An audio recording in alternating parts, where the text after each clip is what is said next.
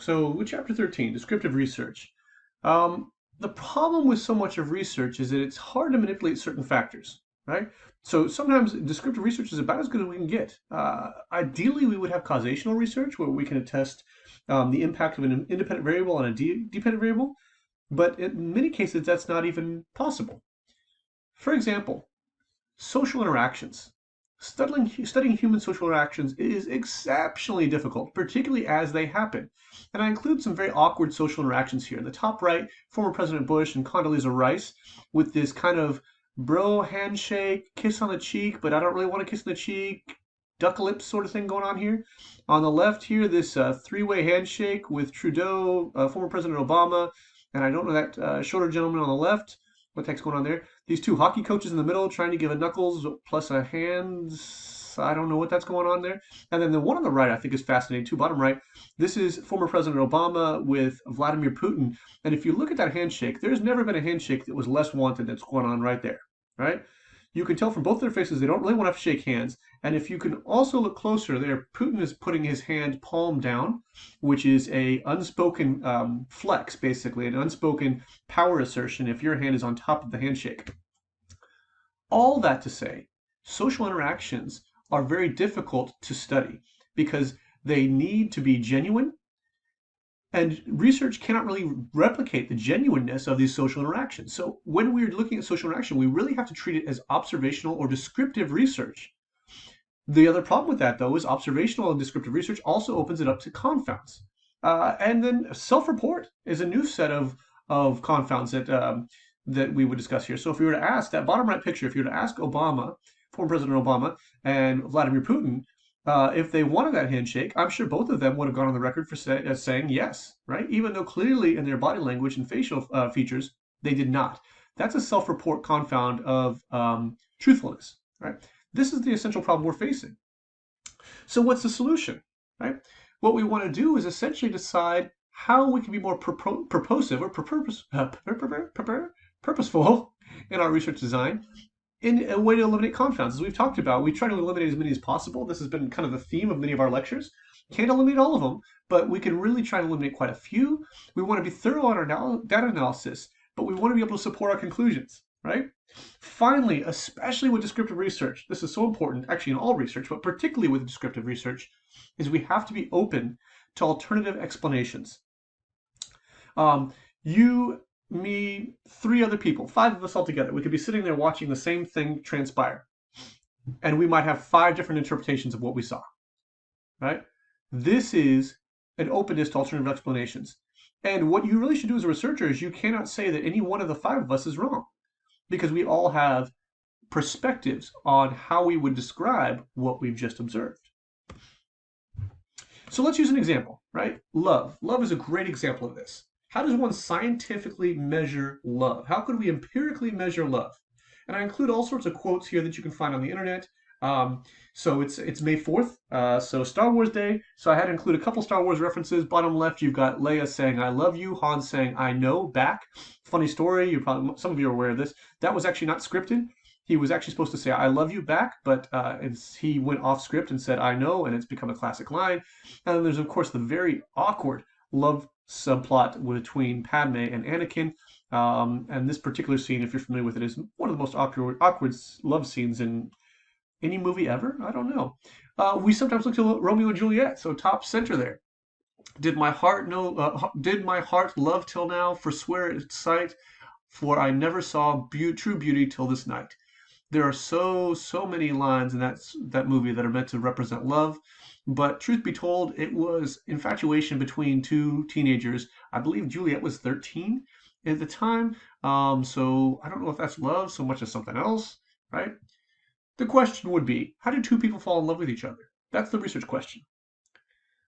And if you think of that question, how do two people fall in love with each other? Can you manipulate the independent variable in this case? And the answer is no. You really can't. If you could cause two people to fall in love with each other, people would do it all the time. Match.com would do it all the time. Tinder would do it all the time, right? And I'm using a loose translation of the word love in that case, but you get the idea. We can't. Why can't we? Because it's not possible to manipulate it. In this case, we are left with nothing but descriptive, or observational research. So when you do this, though, you want to make sure you get the conceptualization correctly. How do you conceive of the term love, right? We want to make sure we have an unbiased hypothesis about this. But we always make assumptions about everything, but particularly about constructs like love. How would we go about defining love? What are some of the confounds that we have to address when dealing with that? The essential question is, what is love? Baby, don't hurt me. I had to say it. I'm sure you were thinking it, but what is love in that sense, right? We also have to start with the fact that, are we talking about romantic love, agapic love, right? Um, Unconditional positive regard? Like, what are we actually defining it as? So let's start with the construct that we're discussing, romantic love. All right. Um, how can you really be certain that something is love? I would argue that Romeo and Juliet is a lust story or an infatuation story, not a love story.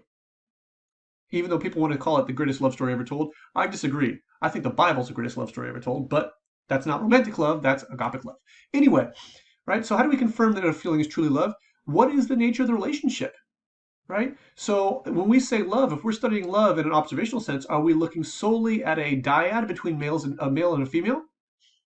Right? Or can it be a heterosexual relationship? Homosexual relationship, right? Can it be a polyamorous relationship? In the bottom left there, we've got a picture from Sister Wives, right? Is that real love? Did he love those 4 women? And did they love him in the sense of true romantic love? Are we also being biased about age, for example? I think there are fewer situations. There's not very many situations that are more endearing in terms of observing love than when you see 2 old people who really love each other, right? The opening sequence of the movie Up, and I'm not going to talk about it because I'll get all emotional. It's a great love story. It's like a 2-minute love story, right? But it talks about how these old people love each other. And then also even within an animal. So that dog on the right there, that black dog is my dog. His name is Angus.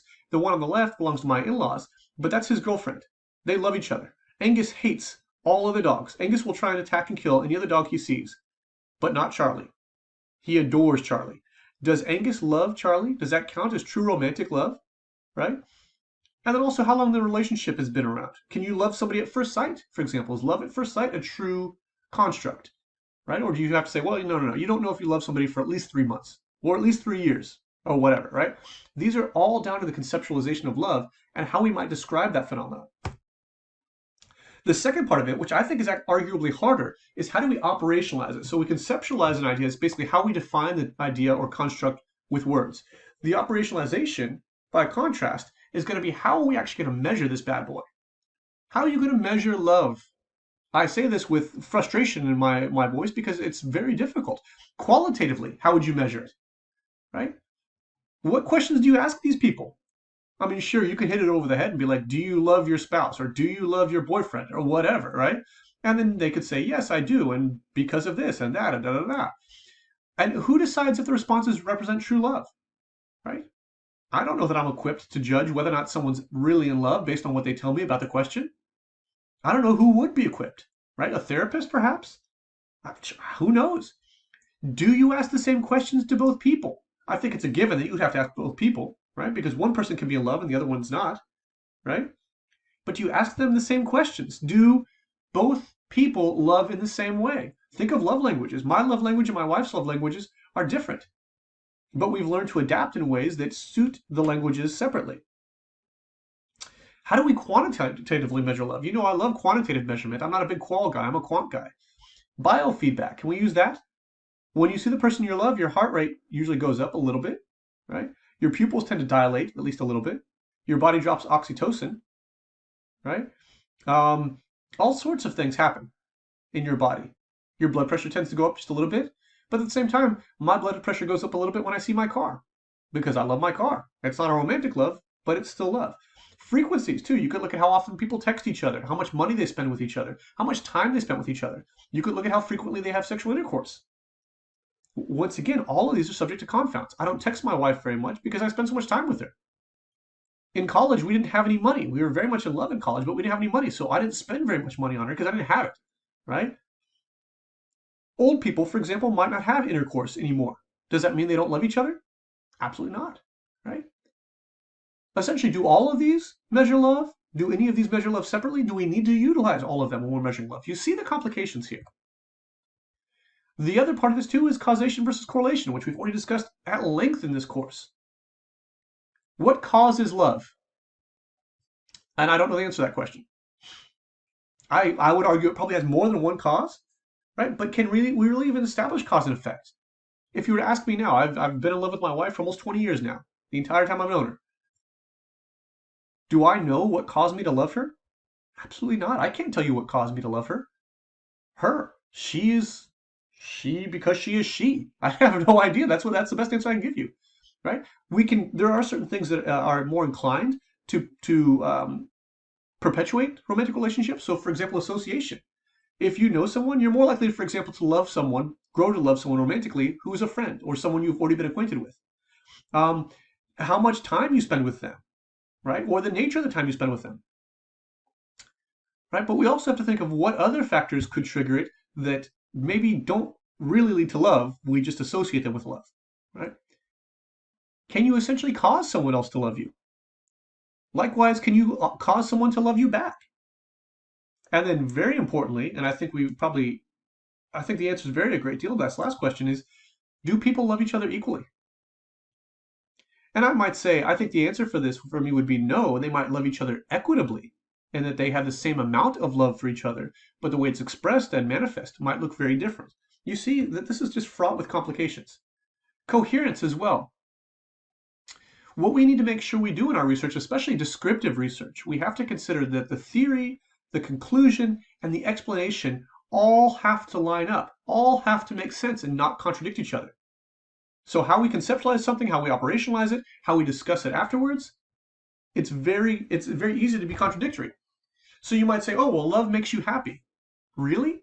Because if you look at definitions of love throughout literature and movies and society, it can actually make you very unhappy. That picture there with Claire Danes as Juliet in Romeo and Juliet, right? In that picture, I think she says something that scene. She says, "I do not long to be appeased. I long to die," or something like that. She puts a gun against her head, and obviously, you know the story. They both end up dying by their own hands, right?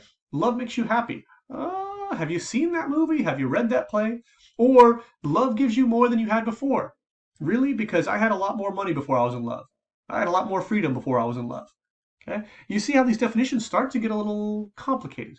Um, there's a movie called Love Story, which the bottom left picture and the bottom right picture from the same scene, obviously just in two different languages. But one of the more iconic lines from that movie is, "Love means never having to say you're sorry," which I have to say, I'm trying not to swear at the moment because that is the stupidest thing I've heard in a film in a long time. I would argue that true romantic love means a complete willingness to say you're sorry, right? Because you most likely feel it. If you truly love that person, if you've hurt them, you most likely feel it more than if you didn't care for that person, right? So I just hate that. I don't care for the movie to begin with, but I can't stand that perspective of love means never having to say you're sorry. Get the heck out of here. So parsimony, we're returning to parsimony briefly. Like we've talked about, parsimony is the perspective that simplest explanation is the best. Please make sure you don't do this. It is stupid, almost as stupid as the movie line we just talked about. It's also referred to as Occam's razor, principle of simplicity, principle of unnecessary plurality. Basically, it accounts for the how something happens, but often not the why. In behavioral science research, particularly in descriptive research, we have to be open to assumptions and complex explanations, right? Can we assess if two people are in love, but also can we assess why? Both questions are extraordinarily complex. Extraordinarily complex. If you were to look on paper at the qualities that make up my wife and the qualities that make up me and say, hey, do you think these people would fall in love? Most people objectively would say no. But there's a very complex reason why my wife and I became, something more than just friends and da da da da. There's a lot of complexity to that. Why we continue to love each other, why we love each other more now than we did when we first met, right? All of these things build for a very complex explanation that descriptive research that embodies descriptive research and therefore really results in us having to completely disregard parsimony.